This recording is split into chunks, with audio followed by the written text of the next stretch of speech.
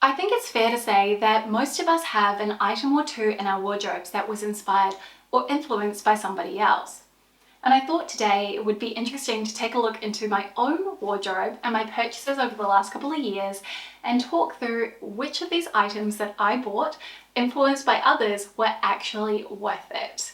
So we're going to do a deep dive. I'm going to be ruthless. I'm going to share if I would buy that item again, because that is a telltale sign in my eyes. And I will link everything I share down in the description box below. So we're going to start with a good purchase, something that I really regret not buying sooner. I really wanted to try and avoid the hype, but they are as good as everyone says. They're the Henny Valentina jeans. Now they did send me the white pair, but I purchased the blue wash myself because I love them that much. They've really been on my mind. These have a button fly, which I know is not going to be for everyone, as it doesn't lay as flat as a zip fly. But to me, that gives them more of this heritage, almost vintage feel. They also have a really long inseam and a high rise. So if you're a super tall girl, you're gonna love these jeans. I do actually recommend them to some of my taller clients who have a 33 or 34 inch inseam. I had to get mine tailored, both pairs, just because I have a 69 centimeter inseam to the top of my ankle bone. Got them full length, and I do recommend keeping the original hem if you can, though I have recently learnt that if you need to chop off a lot of the jean, this may not be possible, but good if you can do so. They're just a really flattering style. I think these are a really nice high-rise straight leg jean if you are someone who has a longer torso and is average height or taller. If you're petite, you may find that these are just a little bit too overwhelming in terms of how high they rise up your torso. I'll put the rise information on screen in case you want to measure it against anything that you already own, if this isn't something you can go and try on in person. The blue wash does fit true to size. I found the white had a little bit too much fabric in the crotch, so I did size down to a 25. But definitely would repurchase these, and the fact that I've got it in 2 washes, I think kind of says it all. Next one is an item that I was influenced to buy after seeing it on so many UK and European creators. This is the Whistles bonded leather jacket. Now, this is not actual bonded leather, this is 100% real leather, but the seams are bonded. Just there is a bit of a difference, and I'll leave a link to a resource if you would like to find out more information about that. This is a really beautiful quality, quite heavyweight shirt style leather jacket. I managed to buy it when they had it on sale. I think I got it either 20 or 25% off, if memory serves me, because full price, this is so expensive. And that's what I would expect from a 100% leather jacket, something that is incredibly well made. And I think that one of the reasons why I was less hesitant to buy this than if it was a brand I wasn't familiar with is because I have bought a leather jacket from Whistles before, and it was such beautiful quality, so I felt very confident that I would really like this, assuming it fit me nicely. Overall, I'm really happy with this piece, but I do think that it fits quite generously. I believe they've got a petite option, but don't quote me on that. But the sleeves are quite long. They're very awkward to kind of push up your arms, and I haven't worn this enough to say that the leather is going to give that much. It kind of has this stiff quality to it in a way that, for example, my Acne Studios Make leather jacket, which I bought back in the day, didn't have it. It kind of feels like it's a bit more rigid. I personally like most how this looks worn loose with a knit and a pair of trousers, or a t-shirt and a pair of trousers underneath. It's really heavyweight, it feels really warm on the body. When I buy it again, I think I'm 50-50 on this one, because I have lots of other great jackets like this, and the fact that the sleeves are really long does sometimes bother me a little bit. In every other way, it's kind of perfect. I just wish the sleeves were ever so slightly shorter, as you can't really cuff or roll them in any way, and that makes it sometimes a little bit awkward to wear unless you're happy for the sleeves to kind of hang over the top of your hand. Now, if you aren't following Jasmine Dowling on Instagram, I implore you to go and do so, as she's just one of the most incredibly creative people that I have ever met. The concepts that she comes up with for her work always feel really out of the box and fresh, and it's one of the reasons why I love following her, but also she has impeccable taste and impeccable style. And I saw her feature these barrel leg trousers from COS, and what did I do? Of course, I immediately went in store to see if they had them so I could buy them for myself. Not just because I'd seen her in them, but these had kind of been on my radar, and I really love the idea of them, as she really suits this sort of silhouette, these kind of more softer, voluminous, balloon-like silhouettes, something she wears so well. However, I feel like this to me is just a lot of fabric on me. The actual quality of the cotton and everything, really nice. Like, it's kind of almost got the suede effect, the cotton, like a brush cotton. I did find that they fit true to size. Yeah, I got the 36 and I did try the 34 on. This is a style they still have available now, just for reference. I think they come in green as well as in black or a navy too. Really comfortable. They wash incredibly well. It's something I'm not afraid to wear around my children. The length of them is really nice, but I do think that there's just a little bit too much volume, and I prefer something that is a bit more straighter cut, like the Deji Studios Ease Pant. So I'm still on the fence as to whether or not I'm going to keep these. I think that they are, yes, very, very nice, but if I had my time over, I probably would not repurchase these. I think I would leave them in the store. I believe in that moment I was really excited by how good they looked on Jasmine. I mean, everything she buys just suits her so intimately. She really understands her style so strongly, which is something I really admire. I tend to like to experiment a little bit more, which is how I ended up with these, but knowing myself, I think I'd probably be better off with something that is more straighter cut. So gorgeous, but probably not for me. All right, let's change gears and chat about an accessory. The Berkeley tote from J. Crew. This is funny, right? I saw this on some New York-based influencers and I really liked it. It was in the kind of black and suede version, or the camel and suede version, all one color, but just two fabrications, which gave it a really nice slouchy fit. And at this time, I actually had a snake print bag on my wish list from Cezanne. I'll put a picture on screen as I can't quite call the name. I think Mara, but I'm not 100% sure. And then I saw this bag from J. Crew and I thought the perfect blend of those two bags. The Cezanne one is out of stock. Why didn't I go ahead and get this J. Crew one? It's also half the price. Yes, yes, yes.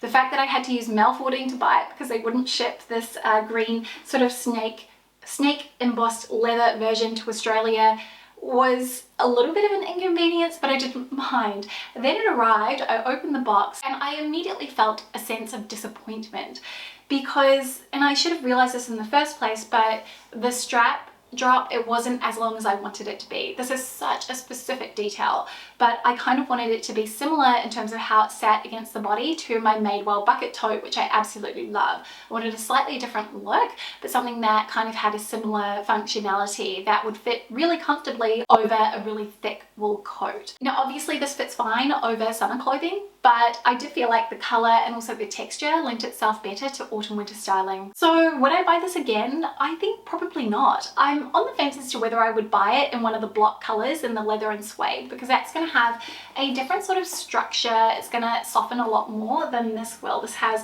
quite more of a rigid shape to it, which I can't imagine getting as slouchy. It also has some padding in the sides as well that I think help to really hold its shape.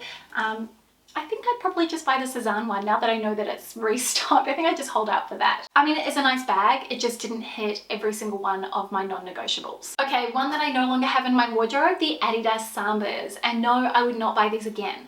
Now, I bought these at kind of their peak popularity. They were so hard to get your hands on. I got really lucky, but I feel like also I overpaid. And at the same time that I bought those, I also bought the Onitsuka Tiger Mexico 66 sneakers. And I knew immediately when I bought them that I preferred the Tigers. They have a slimmer profile on the foot, and I'm really not a chunky sneaker kind of girl. I prefer something that is a bit daintier. That's just my style and my taste. I'd maybe be tempted to get an Adidas sneaker in a color, maybe in a burgundy or a rich kind of navy suede or a blue suede.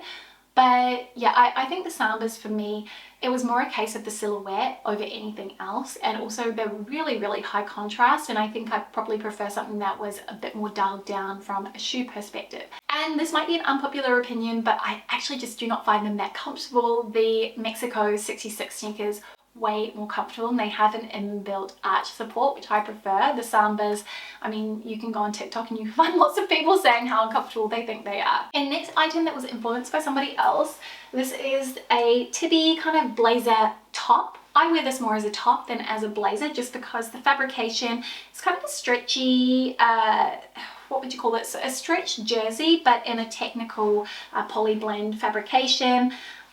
I've seen so many brands do iterations of this type of jacket recently, and I'm going to pop some on screen. I'll link them all down below, as many of them are much more affordable than this was.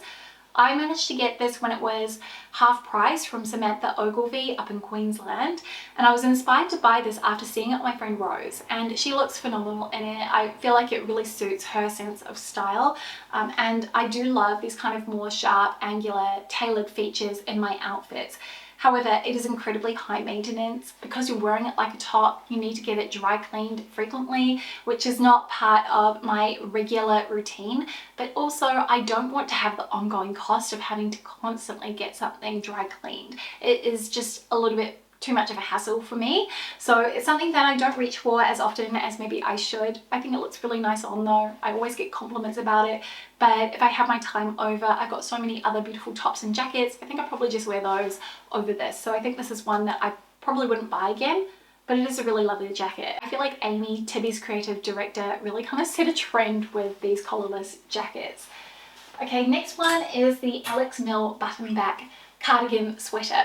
I bought this after seeing so many of my kind of creator friends based in the US are wearing this. It was when Alex Mill, I don't think they shipped to Australia direct, but you could buy them on Net-a-Porter. That was where I got it. I got it about half price. It was one of those situations where I felt like the navy and white stripe was classic enough that I would end up wearing this loads regardless, even though I probably wanted a block color. I really like this. I think it is well worth the price. The quality of the cotton is beautiful. The fact that it is a multi-versatile piece, to me, just ticks so many boxes. And the fact I just ended up going for it really, I think, reflects how much I wanted to add this particular item, or just something from Alex Mill, into my wardrobe. I definitely wouldn't do that these days. I would just wait or go through the hassle of doing mail forwarding, which I probably should have done at the time. This is still available on sale, by the way, if it has caught your eye. Quality, yes, tick, tick, tick. It's beautiful, beautiful quality cotton. I love the fact that it's a really versatile piece, that it has the balloon kind of blouson sleeves. I just think that is so nice. I did size up one to a medium for more of a slouchy fit, but I think your usual size would be great in this.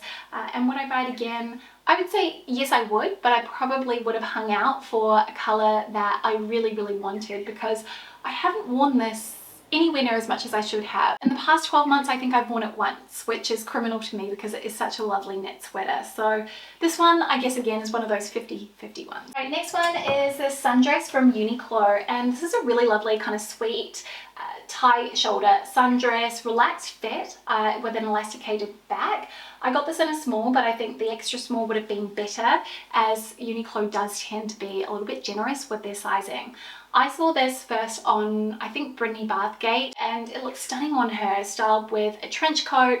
I really loved that styling and I was drawn in, and I thought, when I see this in a store, I'm going to add it to my wardrobe. I can see that as being a really easy piece to reach for. The reality is that actually it is ever so slightly sheer, so you need to be wearing the right underwear. You can't wear a bra with it, and because I did get the small and not the extra small, it's a little bit gapey at the sides. I mean, I could wear a strapless bra, but I feel more comfortable without. And I also think it's just a little bit overtly feminine for my usual style, so it needs to be tempered with something that feels a little bit more androgynous, or a little bit more relaxed in fit and not quite so feminine. So the trench coat pairing, that sort of styling works really nicely, but otherwise I'm not really reaching for this. And I'm not someone who's going to make a habit of wearing a trench coat as part of their whole outfit when they're indoors, so that places some real limitations on this one. I think also at the time I was really seeking out some easy sundresses that I could wear in the summertime. I've since come to the realization that I'm more of a trousers girl at the moment anyway in the summertime, so sundresses are really not where I need to be focusing my budget. It was fairly inexpensive, but still something that probably I would have been better off not adding to my wardrobe. The next thing I felt very influenced to buy that I no longer own is the Emma linen set from Posse. I saw these sisters, oh gosh, the Mooseguard sisters, I think that's their last name. They were wearing both the black and the white set. They look so unbelievably chic, so effortless, so Scandi cool. You know, I think I really just wanted to get a little bit of that essence, that je ne sais quoi that they both have, and I thought maybe by buying that set, which I also thought was really quite chic, and I can see the versatility and the appeal of it, and I can see how I could reflect that in my own wardrobe. I think maybe when I bought it, I was buying more the fantasy of the sisters wearing the set. It was lovely, like a really nice linen, very, very soft, but I just never reached for it. And so in hindsight, one that I probably would have been better off not buying. The skirt in particular I think is really, really nice, but again, I never reached for it. I think that was probably my preferred out of the two items. Then I have one more thing that I want to mention, and that is the Cezanne Clyde Trench, which, gosh, I mean, everyone and their dog seems to have this jacket, I know, and I have to say that it really kind of is worth the hype. I do really like it. I think my only bugbear with it is the price. It is quite an expensive jacket. You could probably find something similar at a lower price point, but just without the gingham check lining. But that is really what does make this jacket so incredibly special. The cotton has been treated, so it is water resistant, but not waterproof. So if you get caught in a little bit of rain, the droplets should just come right off. I've had no issues, and it does have some really lovely deep pockets, which are great. Fits a phone in there. It does a really good job of acting as a buffer on really windy days, especially if you have it done up the whole way, though that does make it a little bit tent-like in terms of its appearance, so that is something to kind of keep in mind. I tend to wear mine open as it doesn't get too windy here in Sydney, but yeah, I mean, if I had my time over, I would absolutely purchase this again. I think the colour I have is light khaki, which is kind of a slightly green tinged stone colour. I tend to roll the cuffs up ever so slightly, and I will say that if you're taller, you may find the sleeves a little bit short. I sized up to a 10, but that's given me a little bit more width across the chest, so I probably would have been okay with the 8. I just sometimes size up in my outerwear as I want to make sure that it's going to comfortably fit over all of my knits and that sort of thing. So yes, I really, really like this, but yes, it is also really expensive, and so I think that is a real consideration point. I tend to spend a little bit more on my outerwear, as I think that's part of my wardrobe where I really see value, especially when they're usually those things that you kind of wear as a big part of your outfit. Anyway, that kind of wraps up this video, all of the things that I was influenced to buy, whether they were worth it or not. I hope that you found this really interesting. Let me know if you'd like a part 2, as I actually made a list. I think I've got enough there for another 2 videos, maybe 3.